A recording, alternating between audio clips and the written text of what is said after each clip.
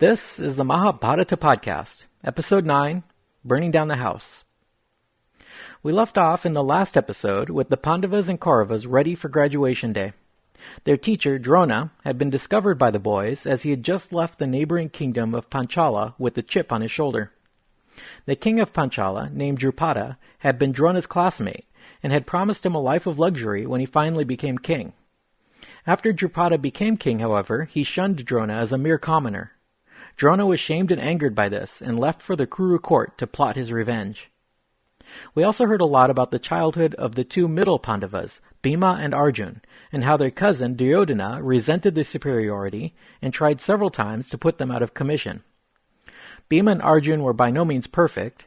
Bhima was unnaturally strong and thoughtlessly beat and bullied his cousins. Arjun was a skilled warrior, but also a prissy little teacher's pet who was willing to go to underhanded means of ensuring he was always the top student. But their cousin Duryodhana made them seem like angels in comparison. He schemed with his uncle Shakuni to find ways to put the Pandavas out of the way so he could be made crown prince. We heard little of the eldest Pandava, Yudhishthira, probably because he was really a good kid. He wasn't the greatest warrior or the strongest of the bunch, but he was the son of Dharma, and he held his brothers back from taking any revenge against Duryodhana's scheming. We have met a lot of characters so far, and we'll meet many more, who will all have some important role in the story. I'm doing my best to leave out any superfluous characters, but I should mention that Drona had a son named Ashvatthama, who was about the same age as the Kuru princes, and was also trained by Drona at the same time. There's a legend that when he was born, he whinnied like a horse. I don't know if that is foreshadowing some of the bad things he'll do much later in the story, but you might as well be aware that Drona had a son who stayed loyal to his father through thick and thin. More on him later. After having tested his students and determining that they were now fully trained, he informed the king Dhritarashtra that it was time to have a display of arms.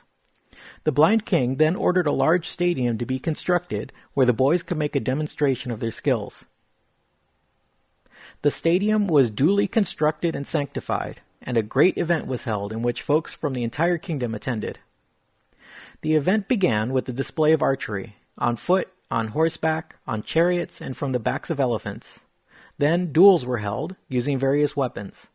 The fights were purely for demonstration, so there was no conclusive outcome, but most people admired the Pandavas' skills, while others favored Duryodhana and his brothers. At one point, Bhima squared off with his cousin Duryodhana, each wielding a mace. The crowd divided and took sides of each boy. The two engaged for a few rounds until a riot nearly broke out, and Drona had to step in, sending his son to stop the contest. Finally, Drona presented his star pupil, Arjun. As Arjun stepped out into the stadium, fully armed, the crowd went wild. Dhritarashtra asked his brother Vidur to describe what was going on. Vidur told him that it was Arjun in all his glory. Dhritarashtra exclaimed how fortunate he was to have such great warriors as his nephews, the Pandavas, supporting the kingdom. Arjun then set about displaying his skills. He demonstrated his magical abilities to create rain, fire, and wind. He was able to disappear and reappear in different places, and then showed his ability at archery, shooting 20 arrows into a hollow cow's horn hanging from a string. Near the end of this demonstration, as the day was winding down, there came a crash at the gate, and in came another warrior, a stranger named Karna. This mighty warrior entered the grounds, bowed, none too respectfully, to Drona and Kripa, and then yelled out, "Arjun, whatever feat you have done, I shall do it better, right here, before the eyes of all these people." Karna then displayed his skills at archery, doing many of the same tricks that Arjun had just performed. The crowd again went wild, and Arjun burned with anger. Duryodhana, meanwhile, was delighted at this surprise entrance of a warrior who could challenge Arjun. He welcomed Karna and offered him hospitality and friendship. Arjuna was thoroughly annoyed and called out to Karna, "There are special hells for uninvited guests, and you shall soon be there after I send you to the other world." Karna's response was equally churlish. "Talking is for wimps. Let's settle this with our weapons, and I'll take your head off right here before your teacher's eyes." Thus, the two heroes squared off, the crowd took sides, and even the heavens divided up. Indra caused an immense storm cloud to build up over Arjuna's head, while Surya, the sun god, burned away all the clouds and shone brightly over Karna. As for Arjuna's mother, Kunti, witnessing the fight about to happen, she fainted with dread. Just as the contest was about to begin, Kripa stood in and said, "According to the rules of the contest, before a fight may begin, each warrior must state the names of their fathers and mothers and your lineages." At this, Karna's face fell and burned with shame. He seemed to back down over the prospect of revealing his birth. Duryodhana, however, did not want to let Arjun off the hook so easily. So he stepped in and announced, "There's more than one way to become a prince. One is either born a prince, becomes a champion, or leads an army. If Arjun will not fight a man who is not his equal, then I shall dub him king of the Angas." Duryodhana called upon the priests, who right then and there anointed Karna king of Anga. Karna was blown away by this turn of events, and in gratitude to Duryodhana, asked him, "What can I possibly give in return for a kingship?" Duryodhana replied, "I only seek your friendship, nothing more." Karna shouted, "So be it," and they embraced. Having seen his son so rapidly promoted to the title of king, Karna's father emerged from the crowd. He was a simple charioteer, called a Sutta. He congratulated his son for his amazing achievement. When Bhima saw this, he laughed. "Karna's the son of a Sutta. You have no right to fight and die by the hand of Arjun. You have no right to enjoy the kingdom of Anga, no more than a dog has the right to eat the holy offerings." Karna boiled with anger, but Duryodhana responded, "Bhima, you have no right to speak this way. Might is the father of Kshatriyas. Like the origins of rivers, the origin of kings are all obscure. Our teacher was born in a trough. How could a doe give birth to a tiger?" By this time, the day was over. The pageant had been completely derailed by the entry of this strange warrior. The final contest between Karna and Arjuna would have to wait for another day. If you're wondering who this guy Karna is, who was able to cause such a disturbance, here's his backstory. Way back in episode 7, when I described Pandu's marriage to the princess Kunti, I explained that before she had gotten married, Kunti had been given a magic spell from a great sage. She was told that this spell could summon any god and would give her a son by him. Well, when she got it, she decided to test it out, just a little bit. So she called on the sun god, and it worked. He appeared before her. Of course, there were two parts to the spell, and so Surya, the sun god, wanted to get it on. Young Kunti, terrified, tried to get out of it, telling Surya that she was just testing. She was a maiden, and it would be the death of her if she got pregnant. Surya told her it was too late. What was done, but he would do her the favor of leaving her a virgin, and she would give birth on the same day so she could avoid getting in trouble. So Kunti gave birth to a glowing, powerful baby boy who was literally born with his armor and earrings on. There was nothing to be done about it, so Kunti had to abandon the child before she got caught. She placed the child in a basket and set him adrift down the river. The baby was eventually found by the wife of a charioteer of the Sutta Jati. This child grew up to be Karna, who disrupted the great weapons demonstration of the Kuru princes. So that explains why Kunti fainted when she saw Arjun and Karna preparing to fight to the death.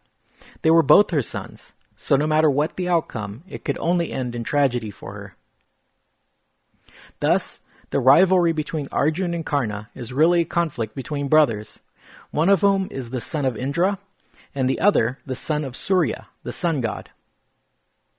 Another question you might ask is, how did Duryodhana have a kingdom at his disposal to give away just like that? I can't answer that one. He just did it, and no one disputed it. So now Karna is king of Anga, but also a low-born son of a charioteer, and also the secret son of the queen mother. You might also notice that Drona was not too happy about this guy. First, Karna broke up Drona's big festival, and secondly, Karna challenged Drona's star pupil. Drona was a pretty touchy guy about things like this. See King Drupada, so you can imagine that he'll have a grudge against Karna going forward. Following this event, his students, having graduated into the status of warrior, Drona set out to get his revenge. He asked all the Kuru princes to attack the king of Panchala and take him prisoner. Duryodhana, his brothers, and his new friend Karna all clamored to be in the vanguard. Their plan was to invade the capital city and take its king prisoner. Arjuna advised his brother Yudhishthira that they should hang back, so the Kauravas led the attack on Panchala. Duryodhana and Karna entered the city gates in a surprise attack and began fighting their way down the city streets to get to the palace. The palace guard responded and used the local buildings as cover while they fired down on the attackers. This halted the Kaurava attack, and then the townspeople joined in, and they all started showering the Kauravas with bricks and stones, forcing them to retreat out of the city. As they retreated, the Panchala king mounted a counteroffensive and pursued the Kauravas back towards Hastinapur. Meanwhile, the Pandava brothers stood in reserve, and as the Kauravas retreated, Arjun and his brothers mounted a renewed assault on King Drupada. This was Arjuna's moment to shine. He fired arrows in such quick succession that the whole motion was just a blur. Since he did not want the king dead, only captured, he used his arrows to destroy the king's bow or cut his bowstrings. The king must have had a lot of spare bows, because this happened repeatedly. Finally, Arjun leapt from his chariot, drew his sword, and physically grappled King Drupada, making him his prisoner. This ended the war with Panchala. Arjun brought his noble prisoner to his guru and presented him. Drona said to Drupada, "Now that I have taken your kingdom and despoiled your capital, would you like to revive our friendship? Well, never fear, I will not take your life. In fact, I'm a Brahmin, and Brahmins are always forgiving. I'll even do you a favor. I'll give you half the kingdom of Panchala. I will retain the other half, so I too will be a king. Thus, we will be equals in our friendship. I only desire that you be my friend." King Drupada, not in any position to argue, expressed his gratitude for having half of his kingdom back. Thus, the northern half of Panchala, bordering the Kuru lands, was made a separate kingdom with Drona as its ruler, while Drupada retained only the second half of his former lands. Having made this arrangement, Drupada was released. He went back to his lands and set out to find a way to get his revenge. In particular, he needed a son. Following this and other exploits, King Dhritarashtra had it decided that Yudhishthira was the legitimate heir to the throne. Then Bhima and Arjuna set out on a campaign against their eastern neighbors and subjugated many kingdoms, including ones that Pandu had not been able to conquer, and returned with piles of loot. The people of Hastinapur began to mutter, saying, "How is it that Dhritarashtra had been passed over because he was blind, but now he's king anyway? Here we have this capable son of Pandu. Why isn't he made the king right now?" Dhritarashtra was aware of this chatter, and it made him very distrustful of his nephews. He worried that they might mount a palace coup. At the same time, Dhritarashtra's own son, Duryodhana, was boiling with jealousy. He complained to his father that there were movements afoot to have them deposed. He pointed out that there was no use in making himself third in line to the throne, because obviously, once Yudhishthira became king, the title would pass on to his son, and all of Dhritarashtra's sons would forever be left out of the succession. He suggested that they should drive the Pandavas out of the kingdom and use their absence to solidify their own political base. King Dhritarashtra protested, saying that the Pandavas were not without their own supporters, and if it came to a civil war, the Pandavas might very well emerge the victors. Duryodhana took this conundrum up with his advisors, specifically his maternal uncle Shakuni, his friend Karna, and his brother Dushasan. Shakuni was very astute politically and utterly unscrupulous. Shakuni pointed out that the Pandavas were really without any allies in the royal clan. Bhishma was sworn to uphold the throne and was thus forced to be neutral about these issues, impotent as it were. As for the Guru Drona, his beloved son Ashvatthama was a strong ally of the Kauravas, and Drona would always side with his son. Vidur was a bastard and dependent on his elder brother for his livelihood, and Kripa would go along with the rest. Thus, there wasn't much to fear after all. Duryodhana then proposed to his father that they just send the Pandavas away to another town, and while they lived far from the capital, the king and his son would secure popular support for themselves. What Duryodhana did not tell his father was that he was working on a plan to assassinate the young princes at this remote township. And so King Dhritarashtra summoned his nephews and explained to them that in the town of Varanavata there was a festival coming up in honor of Shiva. He asked them to attend this festival as representatives of the crown, and while there, to enjoy themselves in this lovely hamlet. Yudhishthira had a pretty good idea that they were just trying to get him out of the way, but a good son obeys his elders and treats even a suggestion as a command. So he asked for their blessings and prepared to depart, along with his brothers, for the city of Varanavata.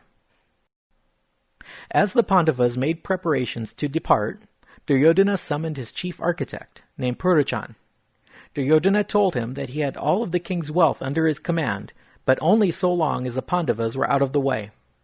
He then instructed the architect to build a palace for the Pandavas in the town of Varanavata that would be made entirely of extremely flammable materials: paper, cloth, bamboo, oils, and resins. Having thus accommodated the Pandavas in a death trap, they would set fire to the building. The Pandavas would be assassinated, but the townsfolk and barons would all think it had been an accidental house fire. We must imagine that at this point the Pandavas were still just boys, because their mother was sent to accompany them on this journey. We are told that each brother was born a year apart, so we might imagine the Pandavas at this time ranging from 16 to 11 years of age, orphans and otherwise helpless under the protection of a jealous uncle. They were also virtuous and obedient, and so they set out for the town of Varanavata in a somber mood. The citizens of Hastinapur smelled a rat and started to congregate around the departing princes, offering to go with them, but Yudhishthira reminded them that the king was like their father, and whatever the king commanded should be obeyed without question. Finally, their good uncle Vidur approached them. He had managed to divine Duryodhana's plans and wanted to warn the boys of their danger. Worried about being overheard, he framed his words in a philosophical riddle using a barbarian tongue, telling them, "There are weapons worse than swords. This weapon can wipe out a forest in just a few moments, but the wise creatures are the moles and porcupines who can go under the earth and survive."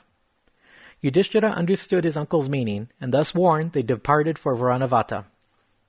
The boys arrived to a warm welcome and were placed in regular lodgings while the architect Purachana completed the lacquer house. Upon its completion, Purachan escorted the Pandavas and their mother to the new dwelling. As they toured the palace, Yudhishthira was able to quickly ascertain that the building was indeed a death trap. In private, he described his observations to his brothers. Bhima asked, "Shouldn't we just go back to our old quarters? Why don't we just leave?" Yudhishthira replied that this would be a bad idea. At this point, Duryodhana had them surrounded by his spies. They had no idea whom they could trust. Their best option would be to stay put, but prepare to save themselves from the fire. That same day, a sapper arrived from Hastinapur. He introduced himself to the Pandavas and told them Vidur had sent him, and he was at their service. The sapper informed them that Vidur had discovered more information. It turned out that the night of the fatal fire had been scheduled for the evening of the next new moon in about 14 more days. Yudhishthira set the sapper to work secretly, digging a tunnel so they might escape in the event of a fire. At the same time, the brothers pretended to go on hunting trips by day, but were in fact reconnoitering escape routes. Once the tunnel was completed, and their plans for escape all worked out, the boys decided it was time to make a move. That evening, following a banquet which they hosted at their flammable house, Yudhishthira ordered the house to be ignited.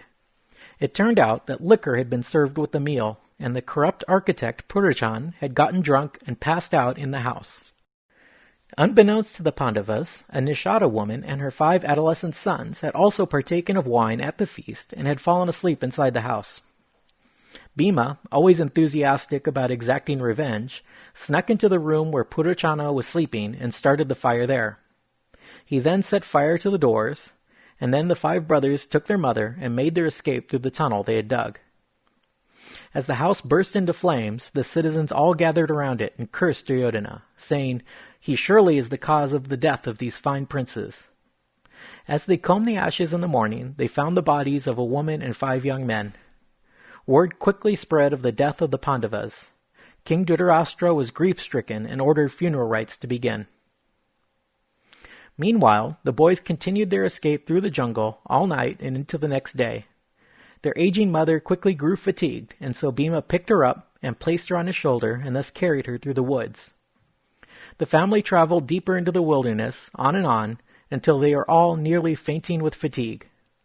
Yudhishthira knew the danger was not yet past and they must keep moving, so he asked Bhima to mount all of his brothers onto his shoulders and carry them all through the woods. Bhima carried them all like an elephant, pushing trees out of the way, wading across rivers, and smashing through the underbrush.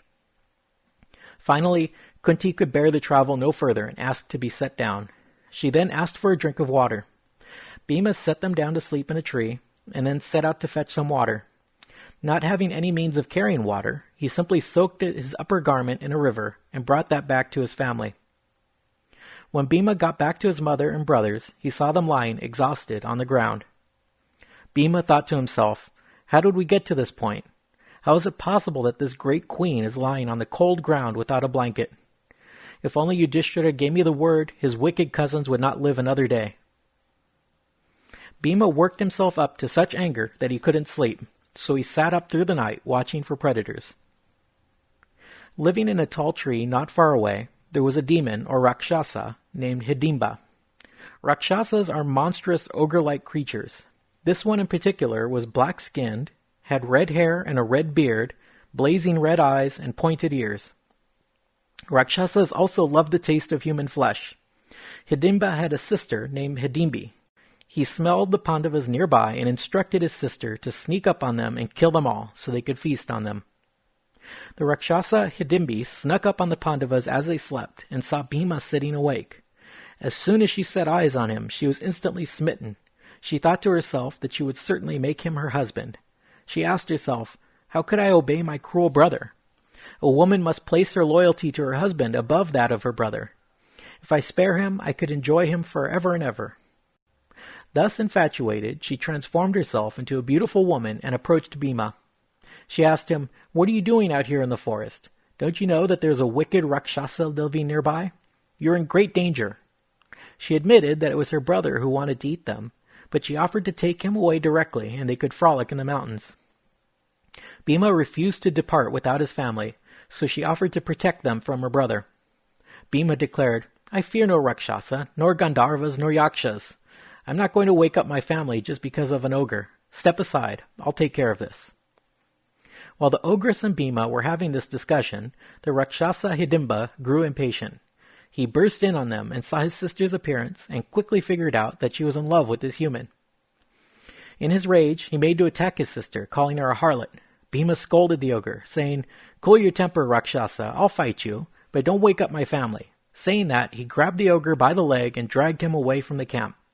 Then the fighting began in earnest. The fight was something like two rabid elephants fighting to the death. Trees were felled and the ground shook. The commotion woke the Pandavas, and they saw the ogre's sister sitting with them. Arjun approached the fight and called out to Bhima, saying, "Bhima, you woke us up with all your commotion. It looks like you need our help. Either finish this guy off right now, or I'll have to come to your assistance."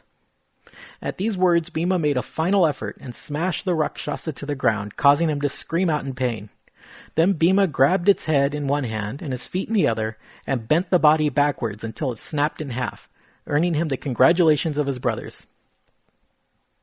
Bhima then turned to the beautiful ogress as if to kill her as well.